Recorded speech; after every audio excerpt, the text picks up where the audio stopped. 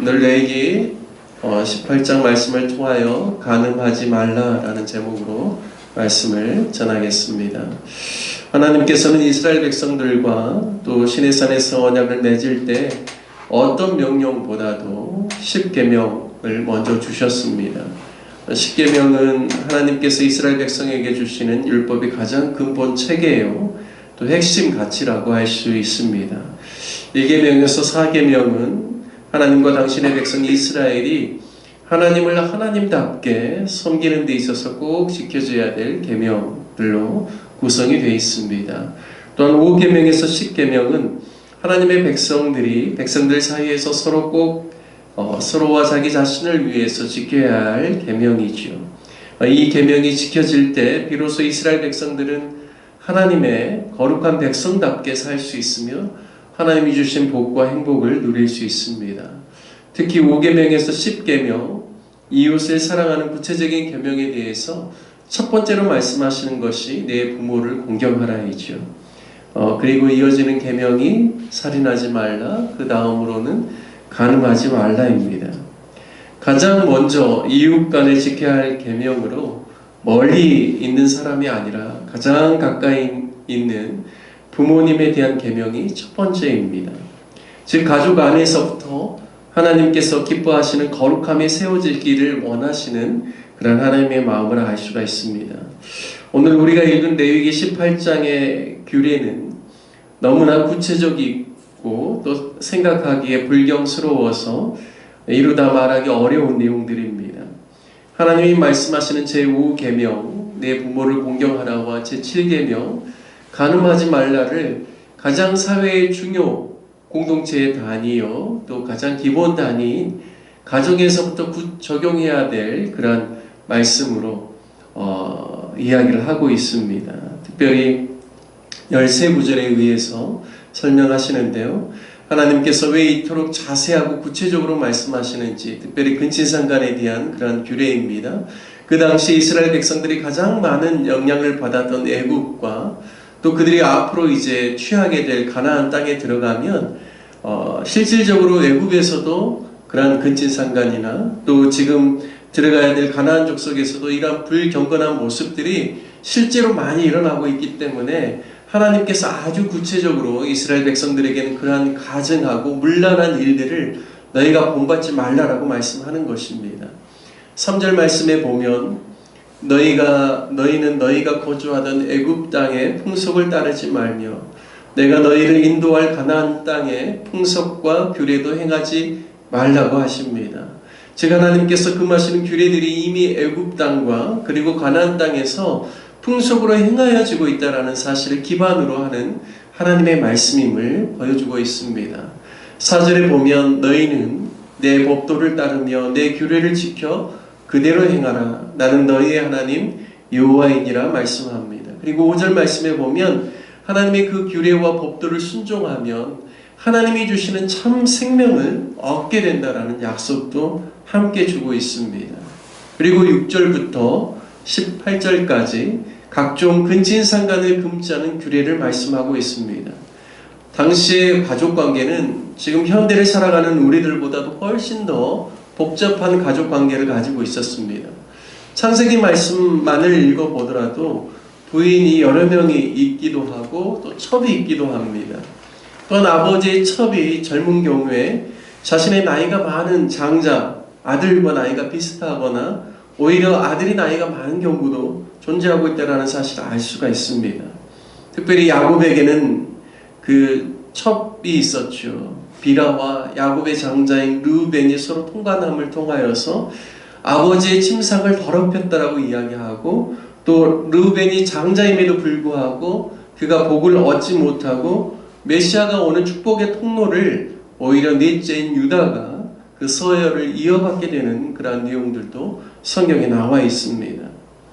하지만 애굽이나 가나안 땅에서 자행되는 성적인 문란함은 이루 말할 수가 없는 것이죠.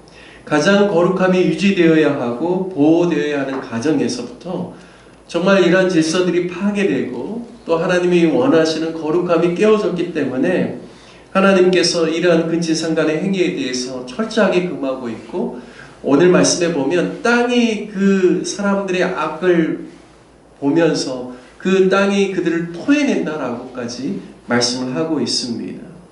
그리고 이제 19절 이하로 보면 월경 중인 여인과의 동침을 금하고 또 내 이웃의 아내와의 동침도 금하며 21절에 보면 자녀를 몰렉에게 주어 불러 통과하는 그런 가증한 일을 행하지 말라라고 하고 있고 22절에는 동성연애를 금지하고 23절에는 짐승과의 교합도 수간도 금지하고 있고 이것은 문란한 일이라고 엄히 경고하고 있습니다. 이 모든 일들로 이스라엘 백성들이 영향을 받고 더럽혀지는 일이 있어서는 안 된다라는 말씀이죠. 너희가 앞으로 쫓아내야 될 가나안 7 족속들이 이 모든 일로 인하여서 더러워졌고 그 땅도 더러워졌으므로 그 악으로 인하여서 하나님께서 벌하시고 그 땅 스스로도 그 주민을 토해낸다라고 말씀하고 있습니다. 우리는 창세기의 소돔과 고모라 성을 통하여서 이미 도시 안에 거룩과 경건이 무너지고 음란한 죄악으로 가득 차게 될 때 결국에는 그 도성이 불로 심판을 받게 되고 정말 하나님께서 가증히 여기는 도시는 온전히 설 수 없다라는 사실을 성경을 통하여서 또 창세기를 통하여서 우리가 이미 알고 있습니다. 한 나라가 잘 살고 그 땅에서 하는 일들이 잘 되고 부강하려면 정말 그 땅의 가장 사회의 기본단위인 가정이 경건해지고 거룩해지고 가정 안에 위계의 질서가 세워지고 또 완전한 보호가 보장되어야 한다는 사실을 성경은 우리에게 깨우쳐주고 있습니다. 따라서 하나님께서 정말 가정 안에 정말 하나님의 거룩함이 세워져서 하나님이 기뻐하시는 경건한 자손들이 세워지는 것, 그것이 하나님께서 가장 기뻐하시는 일이라는 것입니다. 일부 다처제는 결코 행복한 가정을 이룰 수 없고 아름다운 사회를 만들 수 없습니다. 왜냐하면 하나님께서 창세 때부터 계획하시고 주신 가정의 모델은 일부일처입니다.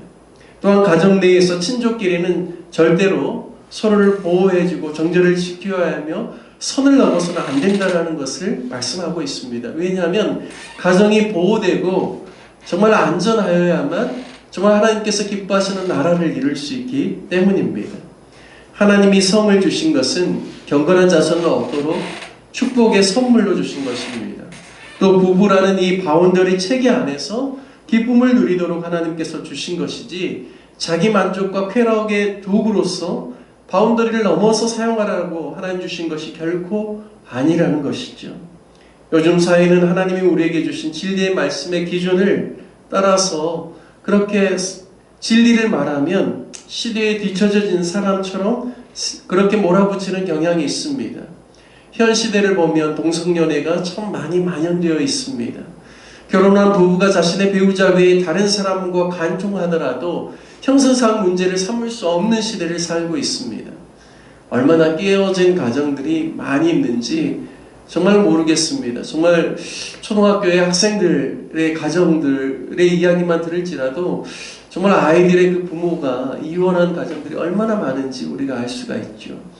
사회 구성원들이 거룩함이 깨어지고 성적으로 문란해질수록 그 사회는 점점 진리에서 멀어질 뿐만 아니라 충동적이 되고 감정적이 되고 자극적이 되고 방탕과 부패가 많은 사회로 전락할 수밖에 없다라는 것이죠. 그리고 그 행한 대로 결국에는 사람들이 거두게 됨을 통하여서 하나님이 주신 복을 누리지 못하고 그 사회가 점점 타락하고 또한 하나님 주신 복으로부터 멀어진다는 사실을 알 수가 있습니다. 하나님께서 간음과 음란을 가증히 여기지 않고 그것이 평범하고 당연한 것처럼 받아들이는 그러한 사회와 민족은 결코 그 땅 가운데서 오랫동안 거류할 수 없다라고 하나님께서 말씀하시고 그 땅이 그들을 토해낼 것이다라고 하십니다. 저와 여러분들이 언제나 우리 가정 안에서 늘 거룩함이 경건함이 가정 안에 충만하여 될 수 있기를 위해서 기도하고 또 예수는 하나님의 사람 되기를 원하고 특별히 그리스도인들의 가정들을 통하여서 이 땅에 무너진 가정들이 세워지고 도전받고 거룩과 경건을 가지고 살아가는 가정이 얼마나 아름다운지를 세상 사람들이 보아 알아서 하나님의 말씀 안에 들어오는 귀한 거룩한 역사들이 저와 여러분의 가정을 통하여서 일어나기를 주님의 이름으로 축복합니다. 함께 같이 말씀 적용하며 기도하기를 원합니다. 거룩과 경건함이 가정 안에 충만하고 우리가 성적 지향이라는 이유로 동성연애와 각종 음란한 죄악 가운데 그렇게 빠지는 사회 가운데 우리가 물들지 아니하고 오직 진리 안에서 가정을 세우며 또한 그 가정의 경건함을 통하여서 사회와 나라가 또 세워지게 해달라고 함께 기도하기를 원합니다. 또 교회를 위해서 기도할 때는 우리 교회 주변에 가난하고 소외된 주민들을 위해서 기도해 주시고 또 외국인들을 위해서 기도해 주셔서 우리 지역사회에 있는 많은 어렵고 힘든 사람들이 복음의 말씀을 듣고 하나님 안에서 참 행복을 누릴 수 있도록 저들이 영생을 얻을 수 있도록 주님 앞에 나오는 귀한 복음 전도의 역사가 일어날 수 있기를 위해서 기도해 주시고 특별히 오늘은 붕어빵 전도가 있습니다. 전도 활동 통하여서 또 많은 사람들이 하나님의 사랑을 느끼고 또 주님께 돌아오는 귀한 역사가 있을 수 있기를 위해서 기도해 주시고 또 4월의 사역들을 위해서 기도해 주십시오. 또 돌아오는 주일 종료주일과 또 고난주간 한 주간 그리고 또 이어지는 부활주일 그리고 가정세미나 또 이번 주에 마무리되는 성경 공부 모임 모든 사역 가운데 하나님께서 기름 부어주시도록 기도해 주시고 우리가 또 원하는 선교사님들을 위해서 또 육신의 연약함 가운데 있는 성도님들을 위하여서 또 사역자들과 또 모든 이들을 위하여서 성도들을 위해서 함께 기도해 주시기를 부탁드리겠습니다. 나라와 민족을 위해서도 기도해 주십시오. 우리 다 같이 함께 주님의 이름 한번 부르신 후에 간절한 마음으로 함께 기도하겠습니다. 주여